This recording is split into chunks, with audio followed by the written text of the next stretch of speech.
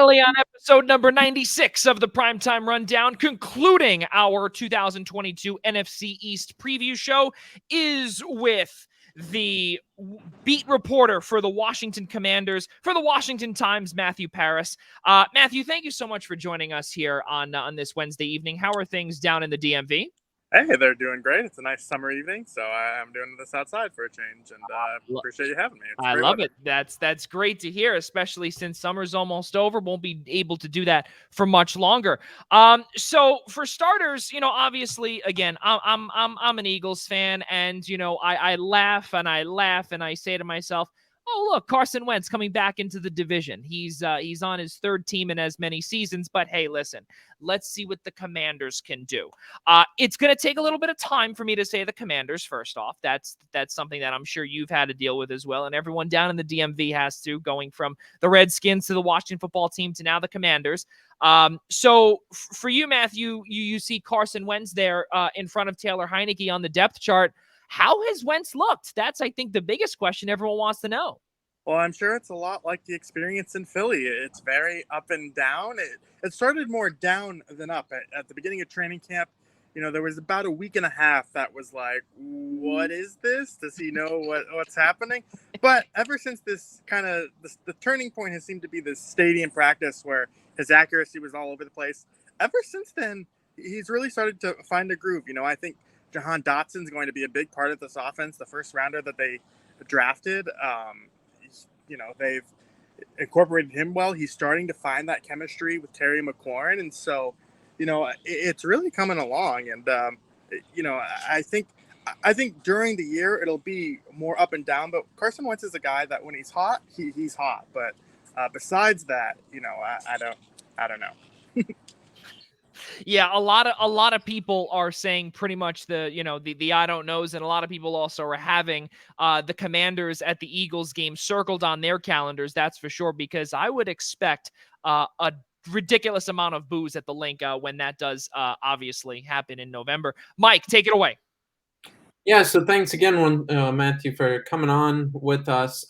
Building off of Carson Wentz, I think it's really a question that a lot of people have on their minds when it comes to Washington, and they've built a great defense in the last couple of years. Sure, we'll get into that with health and whatnot and all the sort of questions that there is, but there's been a lot of upside to them. You've had some good pieces on the offensive end. You have what looked like, especially a year or two ago, a really, really good defense to build around and to really get through a division and maybe win a playoff game or two.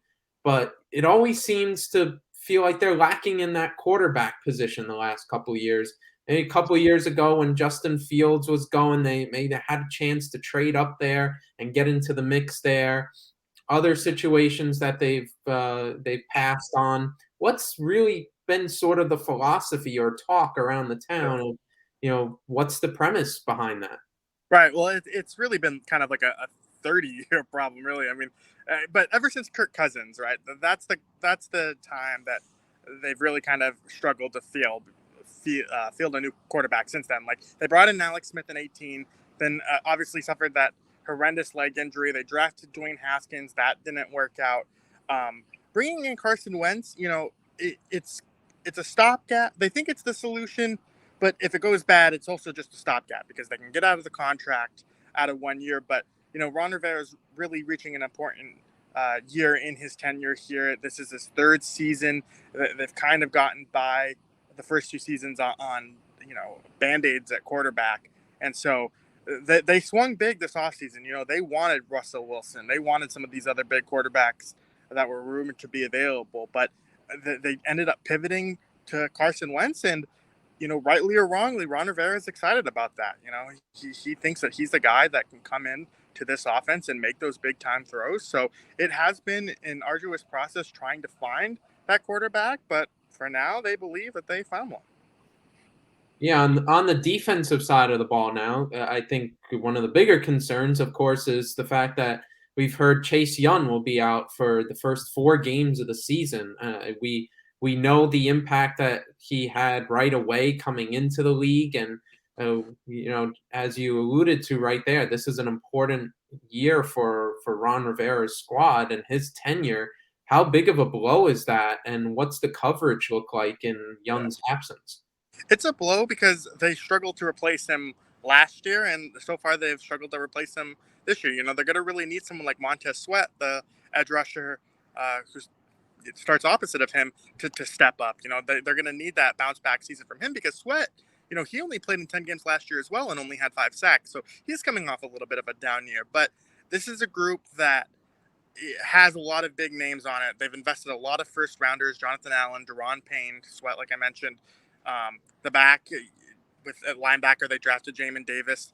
So they have a lot of resources, but this is a group that is coming off a real big down year. This is one of the best defenses in 2020. They were one of the worst in 2021. So they didn't make a lot of changes in the offseason. Their most significant move was to cut Landon Collins, and they've kind of really decided to roll it back. And we could argue whether that's a good thing because there's continuity and you grow from that continuity, or the danger in that is that this was a bad group last year and they'll be a bad group this year. My next question to you about, seeing with the defense, we continuously have heard in the beginning of the preseason, Matthew, about the role of the running backs, and most notably with Antonio Gibson, where there's a possibility where his role may be diminishing in the offense, and potentially there's an emergence of this rookie by the name of Brian Robinson, who could potentially be the up and coming. And JD McKissick is just sitting there in no man's land and saying, "Hi, I'm still here," but he's not showing it. What have you seen in terms of the running back room? Yeah, it's really kind of jumbled. One, if you drafted Antonio Gibson already in fantasy high and early, I don't know about that. It looks like Brian Robinson is going to handle that traditional starting back role. It took another shift with Antonio Gibson fumbling. Now, that said, Gibson, I think, will still be involved. If you watch that Kansas City preseason game, or if you watched it, I don't know why you would watch it if you weren't in the market. But anyway, Gibson was used more as a pass catcher, which is kind of interesting because, obviously he played wide receiver in college. So they've tried to use him a little bit more in different roles than in the past. He's starting to field kickoff returns. He might be their conventional kickoff returner. And so they're trying to use him different ways. But, I know you mentioned J.D. McKissick on the sideline there, kind of wondering what his role is going to be. I can tell you, J.D. McKissick is going to be involved in this offense, I think. He was a very important piece. In 2020, he received over 100 targets. Yep. He's not going to receive that many, but he is, they do love throwing to running backs in this style of offense, and he's going to be involved. Now, the next thing, too, obviously, is the offensive line that you want to bring up, too, where I don't want to call it like a trade, but obviously Andrew Norwell in, Brandon Sheriff out. And, you have Norwell left guard, who obviously was paid big money down in Jacksonville after he was on the left side for Cam Newton for years down in Carolina. Brandon Sheriff now playing the right side on the right guard position down for Doug Peterson in Jacksonville. I don't want to call it like a trade or anything, but what do you see that Andrew Norwell brings to this offensive unit? Yeah, it's a bit of a question. He's actually kind of been hurt the last week and a half. He returned to practice this week. It's more so of a question of, he played okay in Jacksonville, but he was an all-pro in Carolina. So reuniting with John Masco, their offensive line coach, does this system, does this kind of scheme elevate his performance? And, I know you didn't mention him, but the same question goes for Trey Turner, who's bounced around. He's playing right guard in place of Sheriff now. He's been in Los Angeles and now and then Pittsburgh last season. So, these are guys that have played under Masco. Masco has done a great job with spare parts. And so it is a ground downgrade from Brandon Sheriff. I think Brandon Sheriff is, at this point of his career, a much better player than those two. But this was a pretty solid, no bones about it offensive line last year, and that's kind of what they're banking on this year. Okay, well, we'll have to now see with the rest of the offense, though, because obviously Terry McLaurin just about close to 2 months ago already, which is disgusting. 3 years, $71 million, $28 million signing bonus back on July 5th of 2022. We knew he was going to get paid at some point. We knew that he was going to get figure this amount of money. What we've gotten to see with Terry McLaurin the last couple of years has been I can't even figure out the words. He's a speedster. We know what he brings to this offense. And now you also add Jahan Dotson, the first round wide receiver or first round pick, the wideout, on the other side of him. This looks pretty good here for Carson Wentz. He's got weapons on both sides. For starters, let's start with Terry McLaurin, though. How does he look after getting that contract extension? Yeah, he looks great. He's really starting to come into form. For the first few weeks there after he returned, he wasn't in sync with Carson Wentz. Their timing was really off. But you've started to see it turn a corner really since early August. In the preseason, he's found him on comeback routes, and he's going to take sort of the deep shots to Terry McLaurin as well. And so, if you look at Carson Wentz historically, he does tend to favor one receiver, one target. Is that going to be Terry McLaurin? I think he's going to be involved. Terry McLaurin has been able to be this productive so far with, the Taylor Heineke's, the Alex Smiths of the world. Then, yeah, I think he should be a great target, a weapon for Carson Wentz.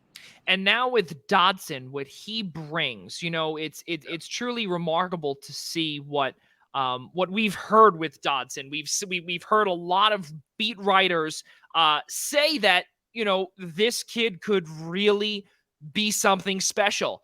Are you on board with the could he be something special train? I am. Yeah. What stands out about him is that he doesn't necessarily create a lot of separation, but man, they cannot catch the football. We kind of joke in the media core of the beat, like the buzzword is catch radius. Everyone has written in that story. We kind of beat it in the ground to death, and maybe it's a cliche at this point, but it's a great way to describe him because he can catch the football, and he's just a very, very poised receiver. He's a different player stylistically than Terry McLaurin, but they approach the game in very similar methods. Both are very, very mature. A guy coming into the league like Dotson, I think he's 22 years old. He's just so poised already. And, the last time they had that happen with Terry McLaurin, it worked wonders. So they're very excited about this kid. Now, my last question for you before we throw it to Mike Szabo for our trademarked Rob DeLuca special.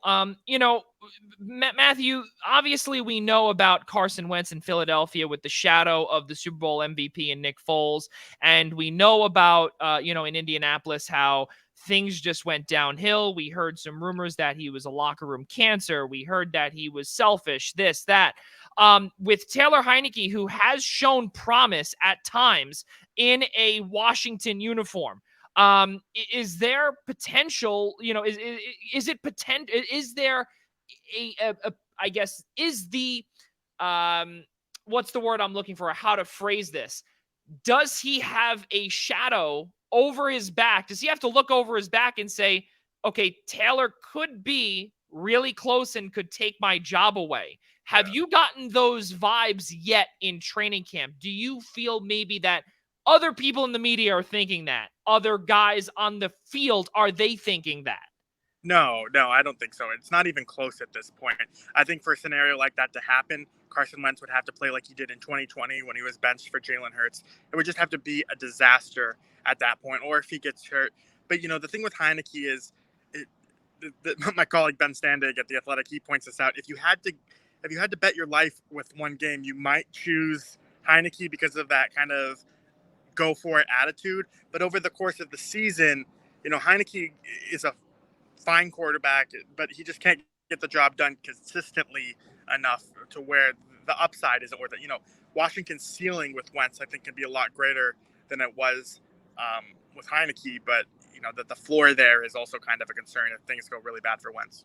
Oh, okay. We'll definitely have to take a peek and see what the Commanders can do with Carson Wentz at the helm. That's a big deal. Rob DeLuca, my goodness. Mike Szabo, take it away with the Rob DeLuca special, of course, with our expectations ask. Mike, go ahead. Yeah, so to really round all this up and put it together, Matthew, where this has been a division where it's been in flux, to say it nicely, over the last couple of years, but where do we see the Washington Commanders in 2022? Well, you know what's interesting is they have a softer schedule, much softer schedule last year for a team that won 7 games. So I think the key is really if they get off strong at the gates. You know, Ron Rivera's teams haven't historically started fast, but the NFL is practically begging for them to do so this year, starting with the Jags and the Lions. So, you know, I think they have the potential to get out strong. It's just a matter of, you know, you do look at that division. I think Philly's going to be really good. I think they might win the division. And then Dallas, their offense too. I know they lost Amari Cooper, but they have things going there. So I do like Washington. I think Washington's ceiling is, you know, maybe the last wild card spot, 10 wins, 10-7, but it could easily go off the rails and you're looking at maybe another 6-7 win season. But my realistic guess is they probably fall somewhere around the middle, 8-9 wins. Does 9-8 sneak them into the final spot there? Very possible. That should be good to see if that does come to fruition. And now the NFC East is I don't know, could be a little bit competitive. Matthew, my last thing, because you know we are here on the East Coast and we do cover Big East schools. I see in your bio that you are a DePaul alum. I'd love to get a quick something quick out of you here about your Blue Demons. Yeah, I mean, I'm kind of not all in on the Tony Stubblefield era, but I'm more optimistic. When I was there, it was Oliver Purnell, and it was Dave Lato's.